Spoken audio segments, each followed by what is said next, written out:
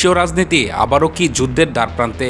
মধ্যপ্রাচ্যে যখন উত্তাপ চরমে, ঠিক তখনই যুক্তরাষ্ট্রকে সরাসরি চ্যালেঞ্জ ছুড়ে দিল ইরান। দেশটির পররাষ্ট্রমন্ত্রী আব্বাস আরগাচি স্পষ্ট ভাষায় জানিয়ে দিয়েছেন, ইরান যুদ্ধের জন্য পুরোপুরি প্রস্তুত। ওয়াশিংটন চাইলে তা যাচাই করে দেখতে পারে। যুক্তরাষ্ট্রের প্রেসিডেন্ট ডোনাল্ড ট্রাম্প যখন সামরিক পদক্ষেপের হুমকি দিচ্ছেন, তখন ইরান এক চুলও পিছু হটছে না। প্রশ্ন উঠেছে, এই সাহস কি কেবল হুঁশিয়ারি, নাকি এর পিছনে আছে বাস্তব শক্তি?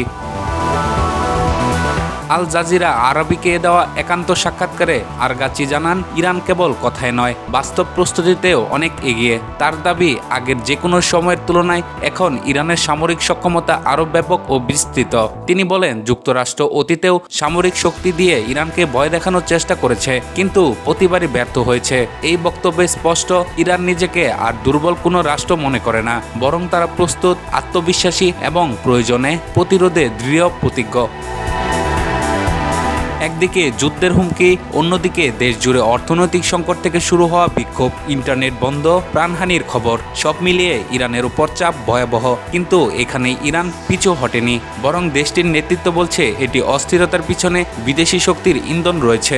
আরাগাচির ভাষায়, কিছু সন্ত্রাসী উপাদান পরিস্থিতিকে আরও ঘোলাটে করছে। তবুও তিনি আশ্বাস দেন, নিরাপত্তা নিশ্চিত করে ইন্টারনেট সেবা চালু করা হবে। সংকটের মাঝেও রাষ্ট্রীয় নিয়ন্ত্রণ ও সিদ্ধান্ত দৃঢ়তা, এটাই ইরানের সাহসিকতার বড় প্রমাণ।